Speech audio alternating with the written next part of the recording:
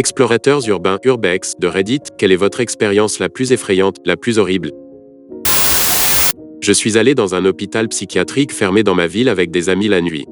Tout était cool jusqu'à ce que nous arrivions au sous-sol, où il y avait des tunnels éclairés de 5 mètres de large et 4 mètres de haut allant dans les deux sens. Nous nous sommes dirigés vers une extrémité et avons trouvé un énorme générateur actif, puis nous sommes allés dans l'autre sens et alors que nous étions sur le point de rejoindre une autre intersection, nous avons vu deux hommes en tenue verte et masque marchant au bout de l'un des couloirs à 2 heures du matin. Nous sommes sortis de là très vite. Rien d'énorme, mais j'explorais une fois un tunnel de drainage avec des amis. Nous étions rendus assez loin et profondément dans le tunnel, et juste après avoir pris un virage, nous avons vu quelqu'un appuyé contre le mur avec un chapeau. Finalement, c'était un sac de sable que quelqu'un avait habillé mais qui m'a effrayé parce qu'il était assez profond dans le tunnel. Il avait un pantalon et des chaussures et une veste avec un chapeau dessus. Je ne sais pas ce qu'ils ont fait pour que les jeans ressemblent à des vraies jambes parce que je ne les ai pas touchés et je n'y suis pas retourné. J'ai conduit un ami qui faisait des recherches généalogiques sur son arbre généalogique dans un vieux cimetière qui avait des mausolées familiaux individuels en granit, avec des portes en bronze et des vitraux pour ceux qui pouvaient se les permettre à l'époque. Cela faisait des décennies que la porte du mausolée de sa famille n'avait pas été déverrouillée et ouverte, le gardien avait donc du mal avec la clé squelette à essayer de faire fonctionner la serrure. Enfin, une fois à l'intérieur, nous avons découvert qu'une fenêtre à l'arrière, le long de la ligne de propriété du cimetière, dos à dos avec un garage, donc vous ne pouviez pas le voir facilement, avait été brisée et des vandales étaient entrés par l'arrière. Malheureusement, ils avaient ouvert les couvercles scellés de plusieurs voûtes en marbre et enlevé une partie des corps, ainsi que des bagues qui avaient été enterrées avec les corps à l'époque. Merde, c'est bien plus triste que flippant. Je suis allé dans une maison de retraite abandonnée, EHPAD. Il s'avère que c'est devenu la maison d'un groupe de toxicomanes sans abri fous et d'un raton laveur très en colère. Ils n'aimaient pas les intrus. Avec un pote, on est allé dans un hôpital abandonné. Il y avait un grand escalier carré en spirale jusqu'au toit à l'extérieur du bâtiment et une porte en acier verrouillée en bas. Donc, la seule façon de monter était d'escalader le bâtiment jusqu'au premier palier pour rejoindre le fameux escalier. Mon pote me fait la courte échelle, je grimpe, et il y a un sac de couchage avec un couteau à viande à côté sur le palier. Je dis à mon pote encore en bas, nous ne sommes certainement pas seuls ici, mec. Non, mais c'est cool. Dit une voix derrière moi, m'effrayant, me faisant sursauter et tourbillonner. Il y a un jeune sans-abri qui se tient là, qui descend les escaliers d'en haut, les mains en l'air. Je ne voulais pas te faire peur, me dit-il. Il prend place dans l'escalier, donc je marche avec précaution sur la poignée du couteau à steak, me penche sur le bord et tire mon ami vers le haut. Nous avions prévu de nous asseoir sur le toit et de boire de la bière, alors nous offrons au sans-abri une bière, qu'il accepte avec reconnaissance et nous passons le temps pendant un moment. Nous parlons de la ville, des flics, des voyages, de la vie en général. En gros, c'est un vagabond qui est en ville depuis environ une semaine, mais un gars sympa. Les choses allaient plutôt bien quand soudain il demande « Vous êtes des humains, non ?» Je putain de déteste quand je rencontre des gens qui finissent par être des extraterrestres et vous ne savez jamais si c'est le cas jusqu'à ce que vous enlevez leur peau. Ils me recherchent depuis longtemps, vous savez, ils ne s'arrêtent pas, ils ne s'arrêtent jamais. Parfois je pense que je devrais juste tuer tout le monde pour être en sécurité. Il ne plaisante pas du tout et il y a un silence inconfortable alors que mon ami et moi réalisons que ce mec est complètement fou. Ouais mec, dis-je, nous sommes humains, nous voulions juste visiter l'endroit et boire de la bière. Nous allons bouger et y aller maintenant, nous ne voulons aucun problème.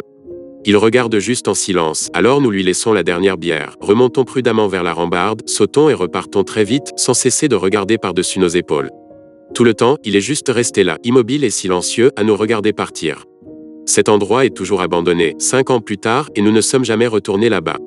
Je ne crois pas au surnaturel, mais les humains peuvent être trompeurs et dangereux d'une manière que vous ne pouvez pas voir venir. Avec un groupe d'amis, on a exploré un hôpital psychiatrique abandonné il y a quelques années, très dangereux la nuit pour des jeunes étudiants idiots comme nous. La première fois qu'on y est allé, on a tous pris le temps de s'amuser de l'obscurité et on déconnait tous ensemble. Il fallait rentrer par une fenêtre cassée, et on était tous réunis autour de la fenêtre en question après être rentrés, quand soudain on a entendu des bruits de pas très forts qui couraient dans notre direction. Nous avons tous fait une tête en mode « bordel qui n'est pas là ?» Qui est en train de nous faire une blague? Après avoir réalisé que nous sommes tous présents et qu'aucun de nous ne sprinte dans les couloirs sombres abandonnés, on s'est enfui. La deuxième fois, nous avons pu entendre un groupe de personnes essayer de nous faire peur, en sautant de coin sombre en coin sombre, mais ils ne se sont jamais trop rapprochés. Nous avons supposé que c'était un animal au début, mais nous sommes devenus courageux et avons réalisé que c'était une personne. Nous avons réussi à les attraper, après avoir été confrontés à un groupe d'une vingtaine d'années, apparemment drogués, qui nous ont demandé si on avait des bombes de peinture ou des cigarettes. Nous avons eu une assez mauvaise vibe et avons essayé de partir.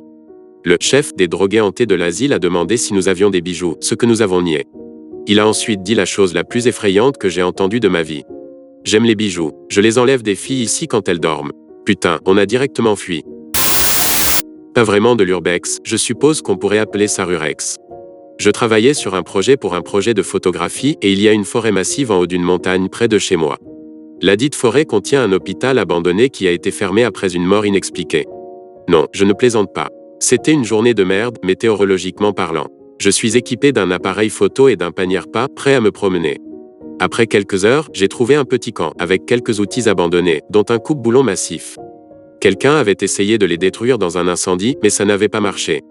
Peut-être à 200 ou 300 mètres de là, j'ai trouvé une voiture brûlée. Ce n'est pas rare dans la région, les jeunes achètent des voitures rincées au bout du rouleau et les jettent là-haut quand elles rendent l'âme.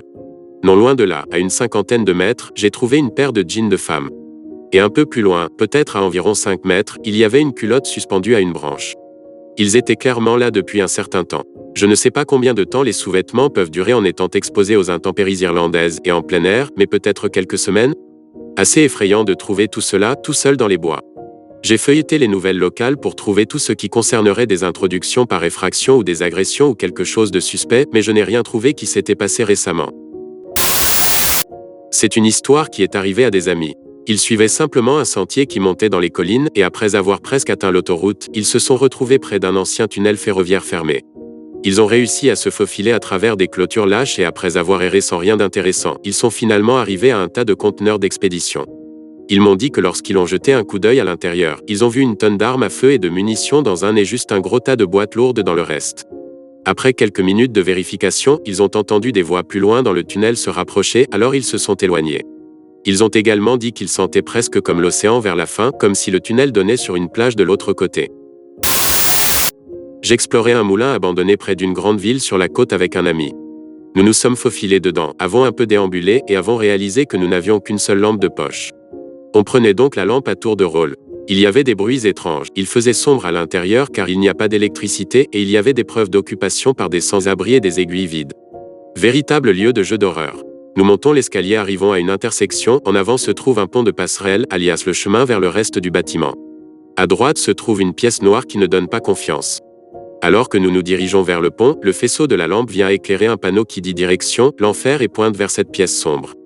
Nous ne sommes pas entrés. Je ne me sentais pas bien. Mes amis et moi avions l'habitude d'explorer cette ancienne usine, aucune idée de ce à quoi elle servait à l'origine.